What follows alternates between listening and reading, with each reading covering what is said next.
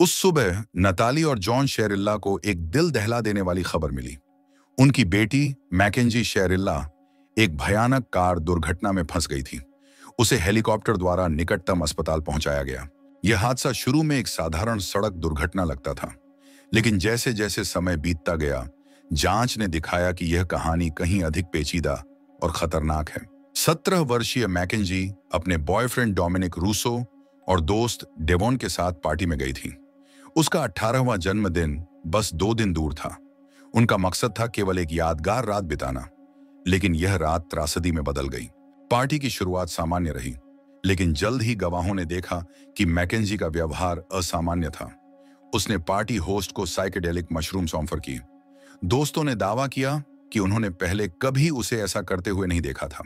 करीब 3:30 पर तीनों पार्टी से निकले और एक दोस्त के घर पहुंचे। वहां उन्होंने थोड़ी देर टीवी देखा, लेकिन सुबह 5 बजे हालात बदल गए।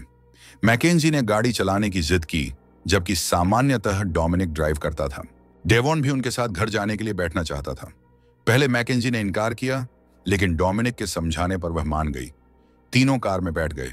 यह सफर उनके जीवन का अंतिम सफर बन गया। सीसीटीवी फुटेज में कार गलत दिशा में जाती हुई दिखाई दी।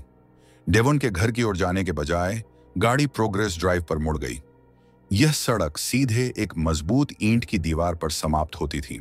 गाड़ी की स्पीड अचानक 30 मील प्रति घंटा से बढ़कर 90 तक पहुंच गई। मैकेंजी ने आखिरी क्षण में पेड़ से बचने के लिए स्टीयरिंग घुमाया, लेकिन अब तक बहुत देर हो चुकी थी। कार जोरदार टक्कर के साथ ईंट की दीवार से टकराई। शहर की खामोश रात में यह आवाज गूंज उठी। करीब 45 मिनट तक सड़क पर पड़ी टूटी फूटी कार पर किसी की नजर नहीं पड़ी। सुबह 6:15 पर एक मोटरसाइकिल सवार ने मलबा देखा और तुरंत पुलिस को सूचित किया। पुलिस और पैरामेडिक्स कुछ ही मिनटों में घटनास्थल पर पहुंच गए। बॉडी कैम फुटेज में दिखा कि दृश्य बेहद भयावह था। डोमिनिक और डेवॉन मृत पाए गए, लेकिन ड्राइवर सीट पर बैठी मैकेंजी चमत्कारिक रूप से जीवित थी। उसे स्ट्रेचर पर डालकर तुरंत अस्पताल ले जाया गया। उसकी हालत गंभीर थी, लेकिन उसके जीवित रहने की उम्मीद थी। अस्पताल में डॉक्टरों ने तुरंत मैकेंजी का इलाज शुरू किया। उसके सिर और शरीर पर गहरी चोटें थीं, लेकिन वह सांस ले रही थी। जब नताली और जॉन को फोन आया, तो उनकी दुनिया बिखर गई। उन्हें बताया गया कि उनकी बेटी एक भयानक दुर्घटना में घायल है। वे तुरंत अस्पताल पहुंचे। डॉक्टरों ने उन्हें बताया कि डोमिनिक और डेवॉन अब इस दुनिया में नहीं रहे, लेकिन मैकेंजी जीवित है और उसकी हालत नाजुक है। यह खबर पूरे शहर में फैल गई। लोगों को यकीन नहीं हो रहा था कि केवल ड्राइवर ही बची है।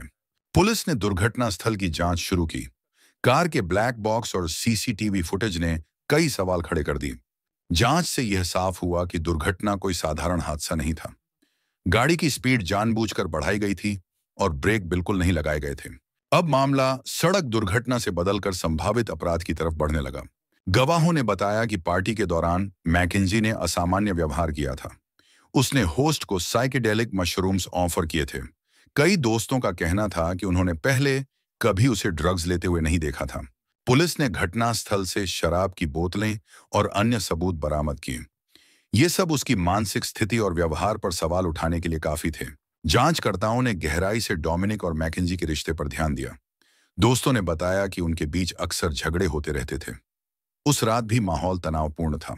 मैकेंजी के फोन से कई चैट्स और संदेश बरामद हुए।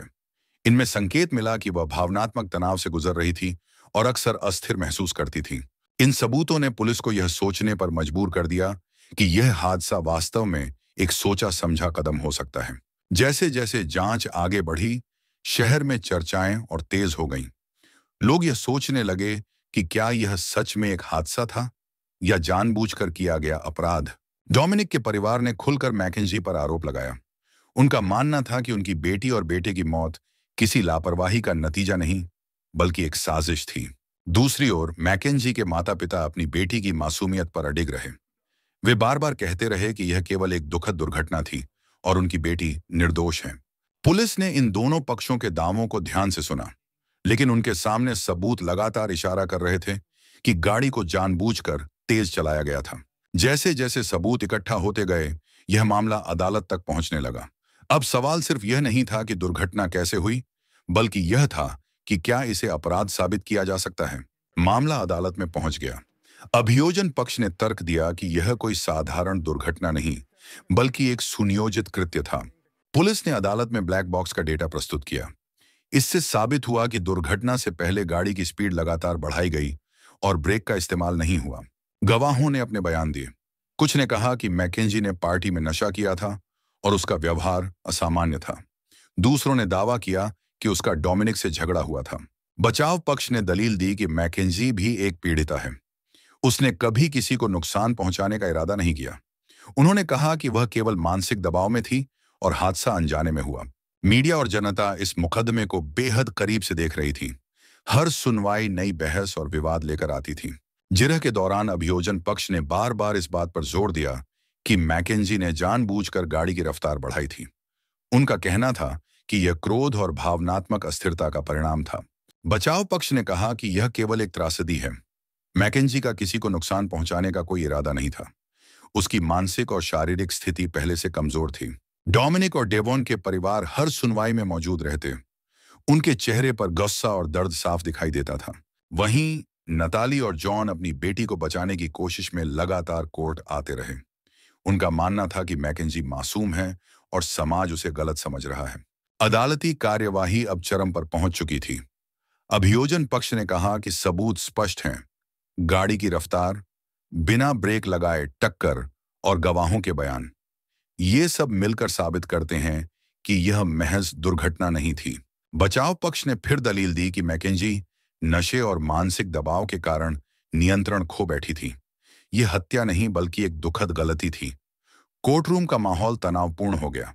हर कोई इस फैसले का इंतजार कर रहा था, जो न केवल 3 परिवारों बल्कि पूरे समाज पर असर डालने वाला था।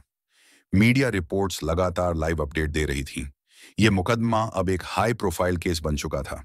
फैसले का समय नजदीक आता जा रहा था। कोई नहीं जानता था कि आने वाले कुछ पलों में मैकेंजी की जिंदगी किस दिशा में बदल जाएगी। आखिरकार वह क्षण आ गया जिसका सबको इंतजार था। जज ने लंबी सुनवाई और सभी गवाहियों को ध्यान से सुनने के बाद फैसला सुनाया। फैसले में कहा गया कि सबूत इस बात की ओर इशारा करते हैं कि गाड़ी की रफ्तार जानबूझकर बढ़ाई गई थी, लेकिन यह भी साफ था कि मैकेंजी मानसिक और भावनात्मक तनाव से गुजर रही थी। मैकेंजी को दोषी ठहराया गया, लेकिन हत्या नहीं बल्कि खतरनाक लापरवाही से हुई मौत का जिम्मेदार माना गया। डोमिनिक और डेवॉन के परिवार फैसले से टूट गए। उनका मानना था कि न्याय अधूरा रह गया है। वहीं नताली और जॉन ने राहत की सांस ली कि उनकी बेटी को उम्र कैद जैसी सजा नहीं मिली, लेकिन वे भी जानते थे कि मैकेंजी की जिंदगी अब कभी पहले जैसी नहीं होगी। समाज में यह मामला चर्चा का विषय बन गया। लोगों की राय बंटी रही। कुछ ने कहा यह न्याय है, तो कुछ ने इसे नाकाफी बताया। मैकेंजी की जिंदगी हमेशा के लिए बदल चुकी थी। वह अब दोषी करार दी गई थी, लेकिन जीवित बच जाने के बाद भी उसका भविष्य सवालों से घिरा था। इस त्रासदी ने 3 परिवारों को हमेशा के लिए तोड़ दिया। 2 युवा अपनी जान गंवा बैठे और एक लड़की का जीवन हमेशा के लिए अंधकारमय हो गया। समाज के लिए यह एक कड़वा सबक था। एक रात का नशा, गलत फैसले और नियंत्रण खो देने की वजह से 3 परिवार बर्बाद हो गए। आज भी यह मामला लोगों को सोचने पर मजबूर करता है। क्या यह वास्तव में एक दुर्घटना थी या गुस्से और नशे का नतीजा? जो भी हो, सच्चाई यही है। उस रात की घटनाओं ने सभी की जिंदगियों को हमेशा के लिए बदल दिया।